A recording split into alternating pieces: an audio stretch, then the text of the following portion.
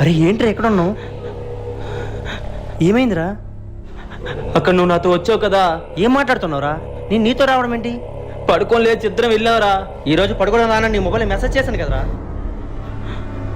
అంటే ఒకసారి నీ మొబైల్ తీ. మొబైల్ అక్కడ పడిపోయిందిరా. పద వెళ్దాం. బుర్రలో ఏదో ఆలోచించుకుని పడుకుంటే ఎలానే ఉంటుంది. ఎక్కడ పడేసారా నీ మొబైల్? ఇంకొంచెం ముందు మావా.